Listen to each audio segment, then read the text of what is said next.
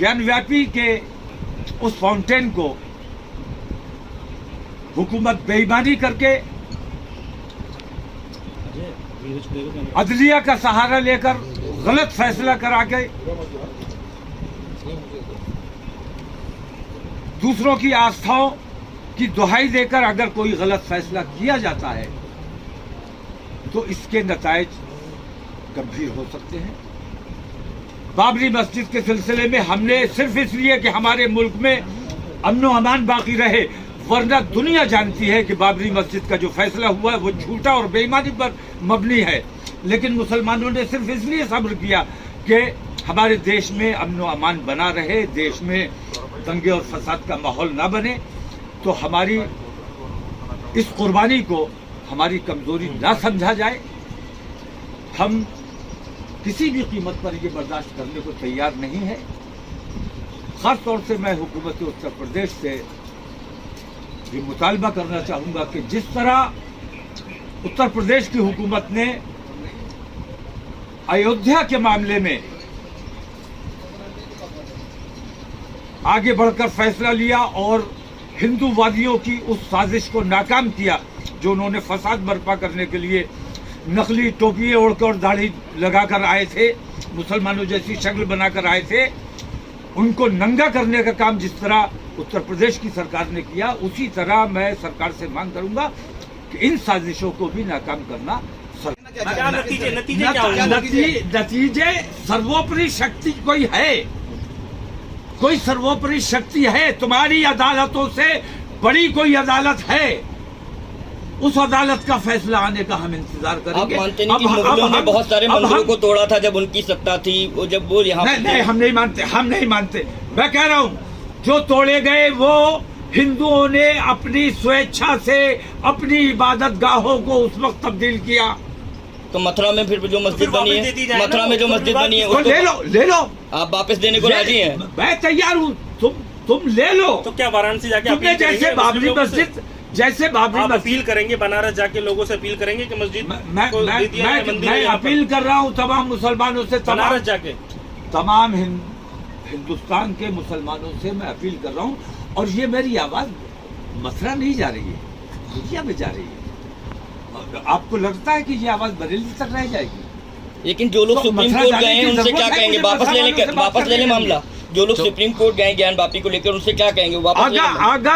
अगर मैं कहता हूँ बाबरी मस्जिद को मैंने सब्र किया है, अगर ज्ञानवापी मस्जिद के फाउंटेन को शिवलिंग मान लिया गया तो ये मान लिया जाएगा, पूरी दुनिया ये जान जाएगी कि हिंदुस्तान की हुकूमत, हिंदुस्तान की अदालत, हिंदुस्तान की तमाम ये ताकतें जो हैं खुली बेईमान है, खुली बेईमानी कर रही है। इसलिए आज मैंने ये जरूरी समझा, फैसला आने से पहले ये जरूरी था कि मैं ये बता दूं कि फाउंटेन और शिवलिंग में कुछ तो फर्क करो।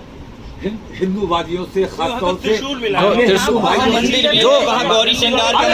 अरे भाई तुम्हारी ताकत है यार, जहाँ जो चाहो रख दो, जहाँ जो चाहो रख दो। ये तो दोनों पक्षों के संग में मस्जिद में मूर्तियां रखी गई, यहाँ पर तो यहाँ तो दोनों पक्ष गए थे, दोनों पक्ष। फैसला आज भी कुछ नहीं आने वाला है। फैसला ये विवाद खड़ा किया गया है, कुछ दिन तालाबंदी रहेगी, आने जाने पे पाबंदी रहेगी, आने वाली नस्ल उसे भुगतेगी। जैसे बाबरी मस्जिद को हमारे पिछलों ने कुछ नहीं किया, हमने भुगता, ऐसे ही आज अगर हमने कुछ नहीं किया तो हमारी आने वाली नस्ल ज्ञानव्यापी को भुगतेगी और ईदगाह को भुगतेगी।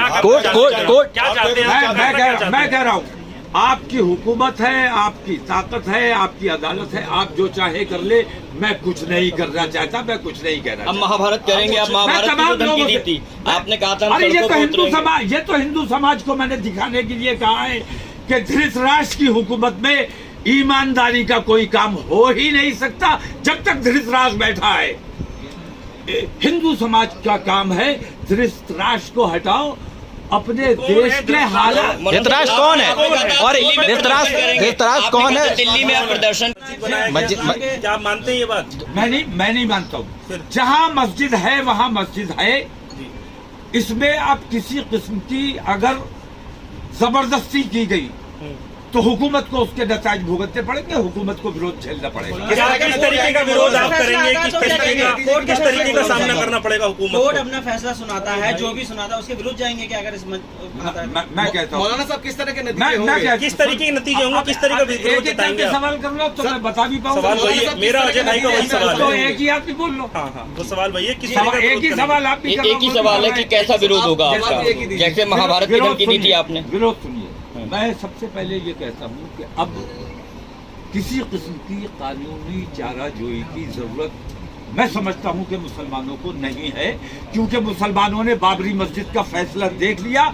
हमने एक जुबान से कहा था कि कोर्ट का जो फैसला होगा वो हमें मान्य होगा। सुप्रीम कोर्ट ने हमारे अधिकारों को माना, हमारी मिल्कियत को माना, लेकिन हमारी आस्था को नहीं माना। उन्होंने उनकी आस्था को मानकर आस्था के आधार पर हमारी बाबरी मस्जिद उनके हवाले कर दी। हमने सब्र किया कि हमने ऐलान कर दिया था कि कोर्ट का फैसला मानेंगे। अब हम न सरकार के पास हाथ जोड़ने जाएंगे, न मैं अपील करता हूं तमाम लोगों से कि किसी कोर्ट में जाने की जरूरत नहीं है। ताजमहल को भी बुलडोज कर दिया जाना चाहिए, उसकी भी खुदाई की जानी चाहिए, उसके नीचे भी भोलेनाथ का त्रिशूल मिल जाएगा। कुतुब मीनार जो खड़ा हुआ है, ये लोग कह रहे हैं कि वो विष्णु स्तंभ है। मैं नहीं मानता कि विष्णु स्तंभ है, मैं तो ये कहता हूं कि ये शिवलिंग है जो इतना ऊंचा खड़ा हुआ है, वो भी शिवलिंग है। और जितनी मस्जिदें हैं, जिन मस्जिदों में तालाब बना हुआ है और उसमें फाउंटेन लगा हुआ है, वो फाउंटेन नहीं है, वो तमाम का तमाम शिवलिंग है। उन तमाम मसाजिद पर कब्जा करते हैं, करने दो। हत्तल इम्कान हमें ये कोशिश, हमें उम्मीद नहीं है कि हमें कोर्ट से बाबरी मस्जिद जैसा ही अंजाम होगा अगर हम कोर्ट में जाते हैं। मैं मुसलमानों से अपील करता हूं, कोर्ट में जाने की जरूरत नहीं है, सब्र करने की जरूरत है। सब्र करने वालों के साथ अल्लाह है, हक परस्तों के साथ अल्लाह है, और किसी किस्म की कानूनी चाराजोई करने से हमारा कोई भला नहीं होने वाला है। जितनी मस्जिदों में जाइए, अजमेर शरीफ की दरगाह पर कब्जा कर लीजिए, वहां भी शिवलिंग मौजूद है, हर जगह शिवलिंग मौजूद है। उन तमाम मस्जिदों पर, उन तमाम दरगाहों पर जहां तालाब है, जहां फाउंटेन लगा हुआ है, वहां शिवलिंग है, उन तमाम जगहों पे कब्जा कर लीजिए। जितनी मैं कहता हूं कहां ठहरोगे? ज्ञानवापी पे अगर हम खामोश हो जाते हैं, सब्र कर लेते हैं, उसके बाद कोई इंतहा तो बताओ, करना क्या चाहते हो? आप ओबीसी के साथ हैं, ओबीसी के साथ हैं आप, ओबीसी के साथ हैं। मैं किसी के साथ नहीं हूँ, मुझे जो ठीक लगता है वो मैं कहता हूँ। मैं मुसलमानों के साथ हूँ और मुसलमानों को सही मशवरा देना मेरी जिम्मेदारी है। आज मैंने जैसे बताया कि आरएसएस की गहरी साजिश